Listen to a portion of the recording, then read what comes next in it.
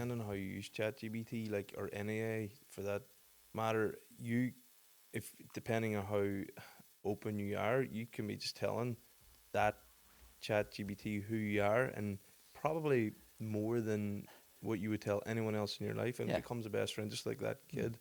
Um, and then also, it knows a lot of information about you. It kind of Mm. knows you better than anyone else. It, But how could that? Let's just say, how can that be used for good or bad mm. by the company, or could Yeah. they?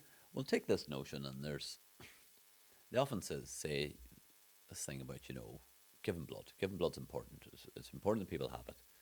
But how much information do you want? Should we have, like, should it automatically know what our blood type is? And they say, well, heaven forbid, one of us is in a bad accident and needs to get blood transfusion straight away. Isn't it great that they knew it? And they make up a reason for it. Now, where does that stop? Where does the reason stop? Like, because we have a nice reason for something, therefore we do it. If things are there that can be misused, I would assume they probably are if there's profit involved, or if someone comes to a drastic enough situation. A drastic enough situation, dare even mention COVID, where people thought, well, we're at this stage, so therefore we must do this. Now, there's an interesting one. Privacy is a big thing we have in security, in computing, about information. I remember one of the students submitting their master's thesis, and myself and somebody else were marking it. And they had at the very start that because of COVID 19, privacy is not important anymore. And we were going, what? That's not the case. But this is the general view of the news, and they said it was something drastic enough, or they thought it was drastic enough.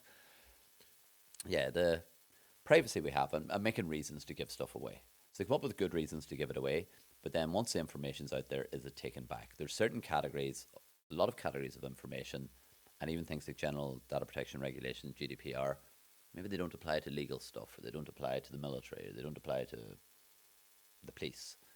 Um, but as that keeps going on, you can come up with good reasons to take our information. And then what's our information going to be used for is a worry. But one of the things we do, as you said, we'll give away. There used to be a line that said people from Ulster would, you get their life story very quickly.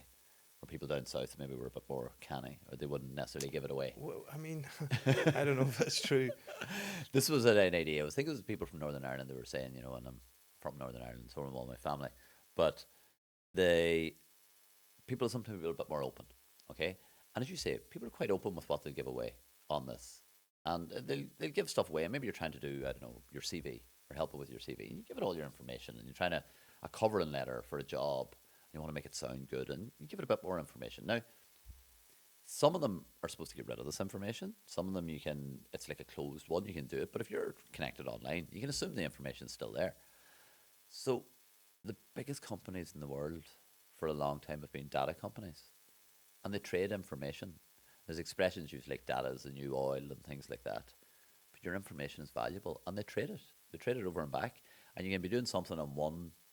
You think it's just Google, and then something comes up on one of the other ones. And there's very technical ways that this can happen, but the information is shared over and back to try and make it. Ever go and search for something that you want? I don't know, a set of steak knives, right? Even probably because we're talking about steak knives. If your phone's Yeah, about, highly you likely. get a whole lot of advertisements for steak Yeah. knives. Search them all, and there's cookies and there's different things involved. But it finds us, and that's just one thing. If you've ever looked up something, I don't know, or maybe they're very clever. They throw things past you. Maybe you click them on. Maybe, I don't know, say you're getting sore heads or something. I say, it's a solution for sore heads. Have you tried this? You click it on and watch it. You watch your feed change. The one of the things you'll get for sore heads. Now, it already knows if it's me. It already knows, say, I'm a 49-year-old man and I'm into this. And it'll tweak them around. It'll keep giving me ones. Are you a runner of 49 years old who has a sore head? You go, where did this come from? But it figures these things out very, because it has so much content to push at you. And it just wants to keep you there. But our own information, we've given away a lot. And where do we draw the line? It's a curious one. When you think about I don't know if you've done this. I haven't done this. I think my dad did, about your DNA, about your genetic ancestry. So you can give that away and see, and a lot of us from this part of the world look like we're from this part of the world. Because, as you may remember, we didn't have a lot of migration previously and things like that. A lot of people from other countries, particularly countries where, like, I don't know, Turkey, Ukraine, Poland, any of these countries that are people have been crossing over and back for thousands of years. People's DNA is different. It's a mixture. No, I'm not saying that none are good or bad, But this information tells a lot of, because there's huge amounts of stuff in our DNA. Our possibilities of, getting sick with certain things, likely to get cancer, ability to soften, they are genetic engineering. They can do stuff. If we can do it with racehorses and we can do it with greyhounds, we can definitely do it with people. And they can already, what colour do you want your baby's eyes to be, things like that. Mm. So people will give it away for reasons, and they might have their own reasons. And some of them are, well, if we know what it is, we can stop that happening. And nice, lovely. But what do you want to give it away? An interesting one, and I'm a bit tight on information. I don't really want to give it away, but I do remember at one point, my eldest daughter was born, and the public health nurse came in and wanted to do some test, like a heel prick test or something like that, with a little bit of blood. I didn't want her to do it. I didn't want, as far as I was concerned, my daughter's blood wasn't anywhere at that stage. And I was just, it's something I'm interested in. So I was saying, where does that go? No, the poor nurse had no idea. She was just doing her job. No idea where it went. I said, more than likely it's just going to test it for something. It's probably destroyed. Or is it kept? Are these records kept? And if you imagine was it 23andMe and Ancestry.com and a few of these big companies, I think one of them was hacked already. The amount of information that's there. And you can do a lot of really bad things with that. There's talk about this, and again, you can engineer diseases that will only affect people from a certain area by their DNA. And that's going to be valuable to governments, military, different things like that. Who's your competitor?